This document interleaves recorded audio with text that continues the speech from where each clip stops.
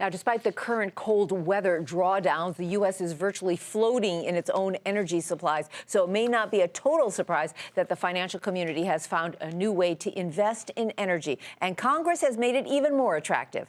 Morgan Brennan explains.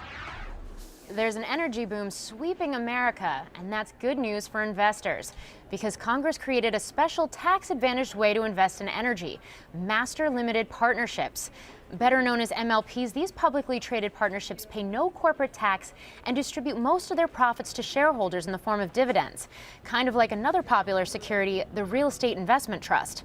Experts say the dramatic rise in domestic energy supplies has led to a wave of new MLPs that's not likely to stop anytime soon.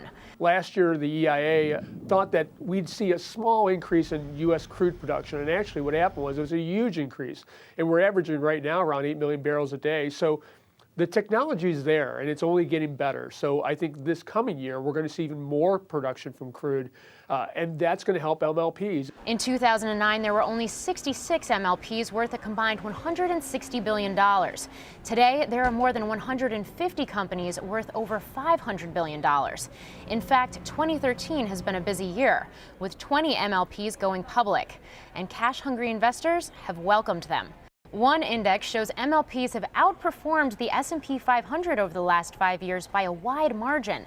And since MLPs are key sources of financing for energy companies to keep growing, more will debut in 2014. Still, next year could prove challenging for these securities. Much like real estate investment trusts, master limited partnerships are exposed to rising rates, a scenario already beginning to play out as the Federal Reserve scales back its bond buying stimulus program. And there's growing concern that MLPs are increasingly being used to shelter a more volatile range of assets, like coal producers, shipping companies, in one odd case, even a cemetery operator. Even so, high dividends and the country's swelling energy production outlook continue to drum up interest, including from retail investors, since shares can be purchased on the stock exchange like other public companies.